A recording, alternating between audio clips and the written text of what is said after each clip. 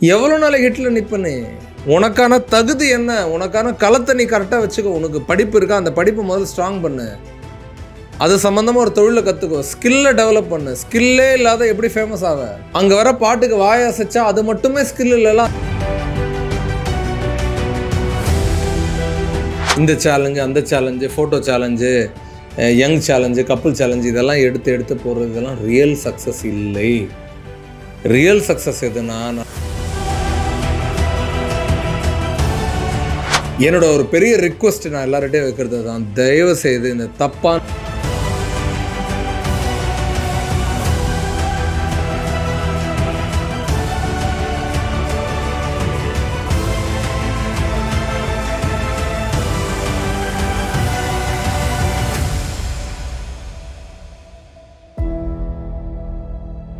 ஏன்னா ட்ரெண்ட் ஆகணும்னு சொல்லி பல பேர் இப்போலாம் உயிரை விட்டுட்ருக்கீங்க, மரியாதையை தொலைச்சிட்டு இருக்கீங்க. ட்ரெயினில் ஒரு குழந்தை நின்று ஆடுது, அதுக்கு குடும்பம், அதோட உயிர், அதோட வாழ்க்கையை பற்றி கவலைப்படலை. இன்னொரு பக்கம் பார்த்தா ஒரு 4-5 பேர் பைக்கில் ஏறிட்டு போயிட்டு ஏதோ ஒரு மலை பிரதேசத்தில் போய் போர்டை பிடிச்சிட்டு ஆடுறீங்க. தெம்மா சாங்கில் லாஸ்ட்டில் வச்சு அந்த ஸ்டெப்ஸ்லாம் போட்டு போர்டை தூக்கி போடுறது, ஓடுற ட்ரெயினில் இறங்குறது, ஏறுறது, பஸ்ஸில் வந்து இடமே இருந்தாலும் பார்டரில் நிற்கிறது. என்னடா ட்ரெண்டில் ஒன்றுன்னு சொல்லிட்டு ஏதோ பாட்டெல்லாம் ட்ரெண்டு பண்ணிட்டு இருந்தீங்க, அதை ஆடிட்டு இருந்தீங்க. அந்த பாட்டை போட்டு திருப்பி ஸ்டெப்பு போட்டுட்டு இருந்தீங்க, பொண்ணை பிடிச்சி ஆடிட்டு இருந்தீங்க. ஒரு விஜய் படம் ரிலீஸ் ஆனாலும் சரி, ரஜினி படம் ரிலீஸ் ஆனாலும் சரி, அந்த பாட்டில் எது ஃபேமஸாக ட்ரெண்டு பண்ணிட்டு இருந்தீங்க. இந்த ட்ரெண்டில் போய் ஃபைனலாக வந்து உங்களோட லைஃப்பை நீங்கள் எண்டு பண்ணிப்பீங்களோன்றது தோணுதுறேன் எனக்கு.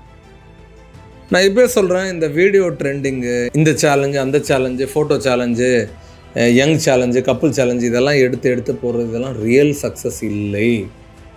ரியல் சக்ஸஸ் எதுனா, நல்லா படித்து, நல்லா முடித்து, ஒரு வாழ்க்கையில் ஒரு இடத்துல வேலையில் உட்காந்து உனக்கான ஒரு சஸ்டெயினபிள் ஒரு மணியை நீ வர வச்சு, உன் காசில் 4 பேருக்கு உன்னோட குடும்பத்தை உன்னால் காப்பாற்ற முடியும், உன்னை நீ காப்பாற்றிக்க முடியும் அப்படின்ற அந்த விஷயத்தை நீ எப்போ உனக்குள்ளே விதைக்கிறையோ, உனக்கான ஸ்டைலாக நீ மாற்றுறியோ, அதுதான்டா உண்மையான ட்ரெண்டிங்.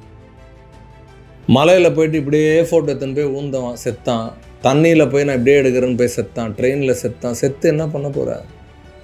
4 நாள் அழுவாங்க வீட்டில் இருக்கவங்க, ஒரு 2 நாள் ட்ரெண்டில் இருப்பேன் நியூஸில், அதுக்கப்புறம் செத்து போய்டுவேன் திருப்பியும், வேஸ்ட்டு.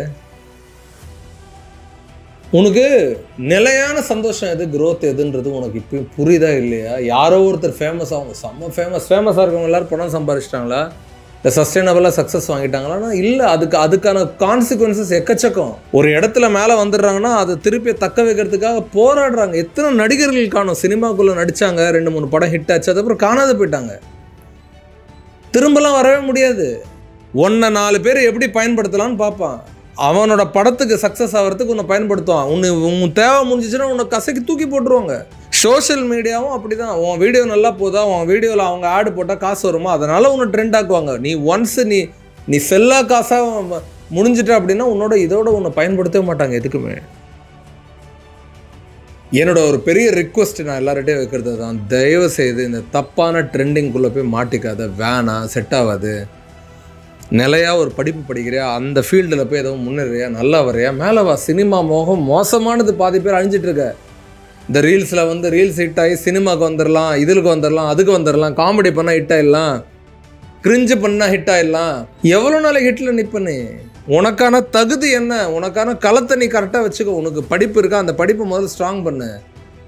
அது சம்மந்தமாக ஒரு தொழிலை கற்றுக்கோ. ஸ்கில்லை டெவலப் பண்ணு. ஸ்கில்லே இல்லாத எப்படி ஃபேமஸ் ஆக?